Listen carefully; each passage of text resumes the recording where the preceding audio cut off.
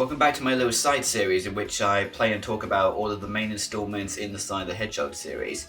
And today we're going to be taking a look at Sonic the Hedgehog CD, or just Sonic CD for short. One of the reasons I like doing this is that it gives me an insightful visit as to how the series has changed over the years, as well as showing all of the new and innovative ideas each game shows with every installment. But it also makes me worried since the fan base for Sonic the Hedgehog are probably one of the most passionate people for a video game franchise, and whilst there are a lot of people who generally love and respect what goes into this series, it also contains quite a lot of toxic members that tend to care too much and thus like to bash even the smallest thing that they don't like, as well as talk back to those who may have a drastically different opinion. The reason I bring this up is because for the longest time, Sonic CD is considered by many to be one of the best Sonic games ever made, and whilst I can happily respect those who really love this game, it still kind of baffles me since this is my first time playing and finishing this installment, and so I have to apologetically say, being in the minority,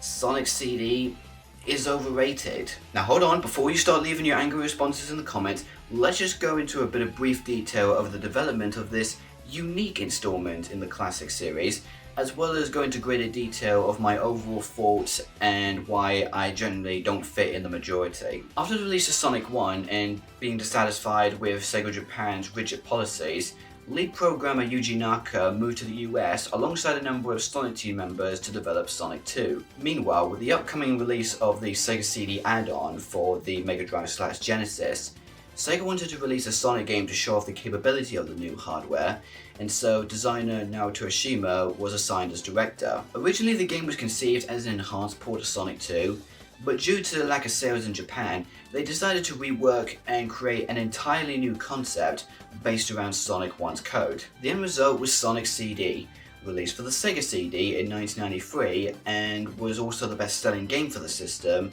and was met with critical acclaim for its advancements in visuals and sound, alongside its unique gimmick of time travel. Many years later, a remastered version was developed by the now famous Christian Whitehead using the Retro engine, and was released in 2011 for home consoles, mobile devices, and Steam, which is the version I'll be talking about. While Oshima doesn't consider Sonic CD to be a sequel to the previous two games, artist Yasushi Yamaguchi states that CD's story takes place between Sonic 1 and Sonic 2, where a mysterious world named Little Planet appears over Neverlake for the duration of 1 month per year. Sonic wishes to catch a glimpse of the cosmic event, only to find out that it's been chained and imprisoned by Dr. Eggman, who sets his sights on the time stones hidden within the planet in order to command time at will and take over the world.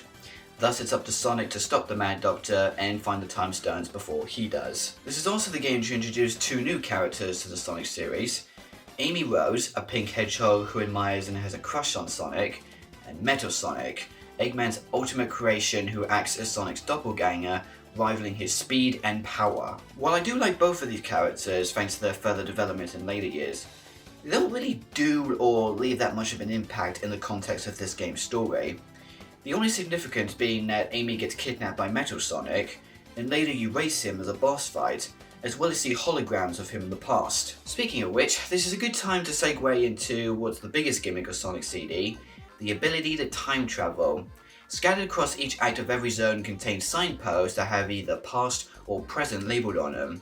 If you cross one of them and keep your speed going, you'll eventually be able to travel to that specific time period of the zone. The posts you want to keep an eye out for though are the ones labelled with past on them, as with enough exploration you'll come across these robot transporters, and after destroying it, you'll wipe out all the badniks in the act of every time period.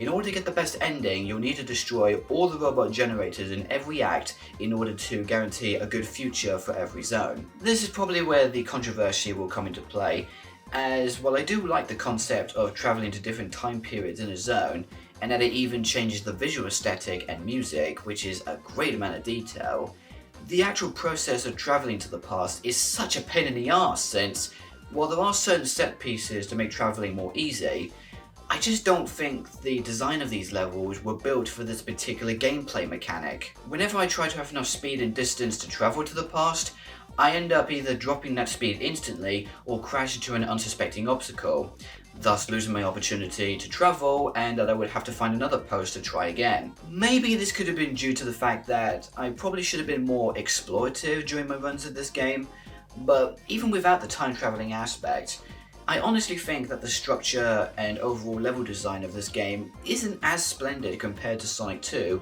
and to some extent Sonic 1. It's somewhat hard to say, but when I look at how the terrain, obstacles and enemies were put together, it's just not as well focused or flows that smoothly compared to the last two games, and so it feels all over the place, as if the developers were trying to make CD drastically different, but then also ended up damaging the quality and collision in the process. Thus, it makes a lot of these zones, while playable, not as pleasant as they could be. This includes the likes of Collision Chaos, which truly lives up to its name with a crap ton of bumpers and springs that send you up and back, as well as Wacky Workbench, which has a lot of vertical platforming and an incredibly annoying bouncy floor that sends you flying high, either into a frozen trap or an enemy, and it pisses me off since the only way to proceed further is to head back down to lower ground. The rest of the zones range from barely good to decent at best.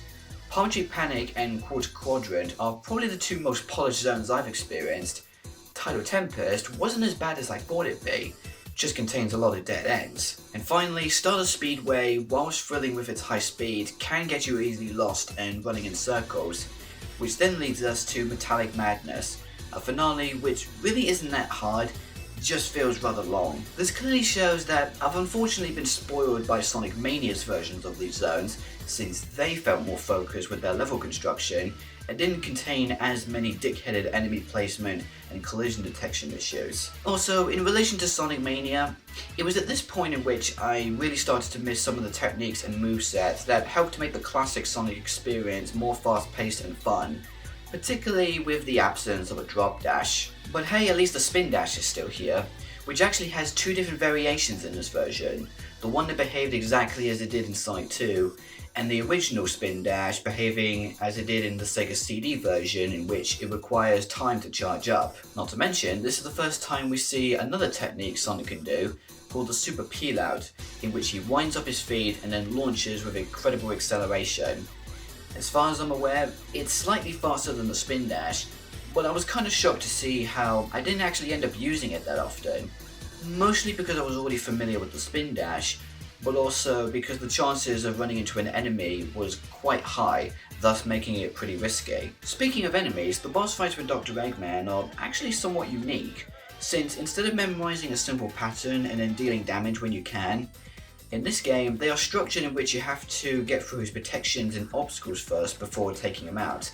Thus, each creation has its own gimmick, whether it's getting rid of his bubble shield and avoiding projectiles, to running on a treadmill, grinding down his station and avoiding crane-like bombs in the process.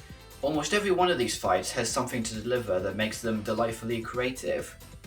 The reason I say almost is because the one exception being the pinball-like boss in Collision Chaos, which can just go fuck itself. But of course, the one boss fight that practically everyone remembers is the race against Metal Sonic in Stardust Speedway. While it is more fitting to Sonic's persona, high speed and platforming, it felt like a pain in the arse most of the time, since you have to avoid Metal Sonic's attacks alongside obstacles, as well as making quick jumps in which you practically need to memorize in the hopes of actually winning. Not to mention the annoying as hell laser that Eggman is projecting at you as he chases after the both of you. I guess the last thing to mention in terms of gameplay is the alternative method to getting the best ending, which is collecting the time stones. Essentially this game's version of the Chaos Emeralds. Similar to Sonic 1, you need to collect at least 50 rings and then jump into the giant ring at the end of the level. This time the special stages are laid out in these 3D spaces in which you need to destroy all the UFOs that are flying around before the timer runs out. Now I don't know what the majority opinion is on these types of special stages, but by God, I thought the special stages in Sonic 2 were atrociously unfair, but I'm sorry.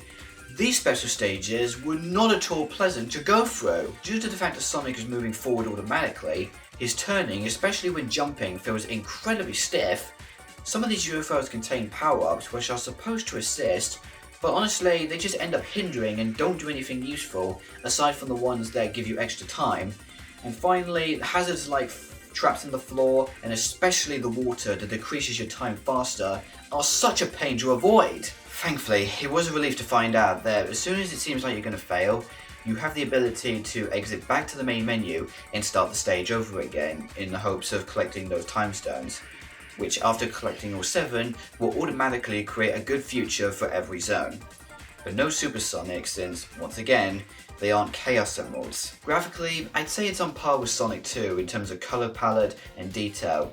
Not to mention, this game also includes full-on animated cutscenes for the opening and ending, which are delightfully fluid and very well put together. Though in conjunction with the over-the-top level design, I think they also tried a bit too much trying to make these zones overly detailed, to the point in which it's very difficult to identify and makes some of the more speedier moments a little disorienting, thus hinting that sometimes more simple designs work better. Also, what's particularly interesting is that Sonic CD had 2 soundtracks produced for it.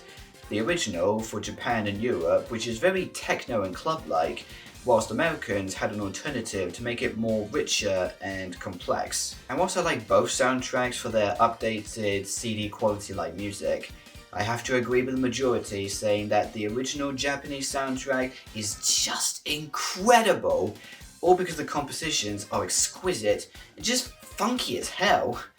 It's right up there with Sonic 2 as some of my favourite Sonic soundtracks in the series. In the end, I was really anticipated to try out the whole package of Sonic CD for the first time, especially with the Christian Whitehead port that made a lot more people aware of the game, and thus gained more praise with its fixes and new additions. But despite whatever version you play, it was rather unfortunate that I didn't get to have the type of experience that I was expecting.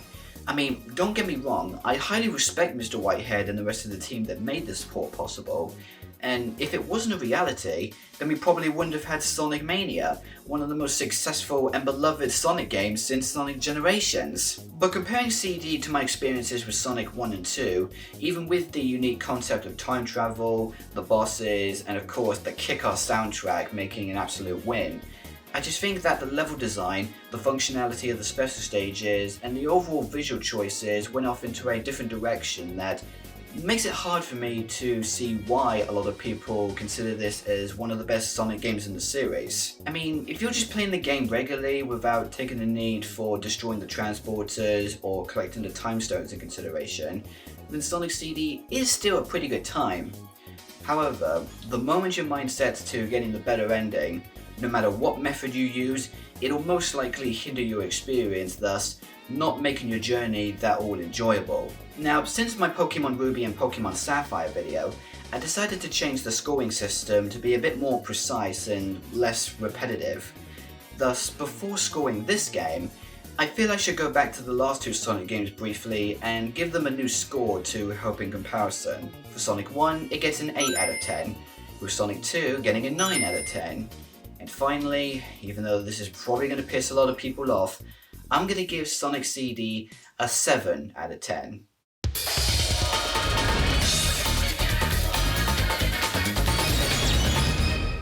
I should stress saying that if you think Sonic CD deserves a higher score, then that's absolutely fine if you had a better experience than I did.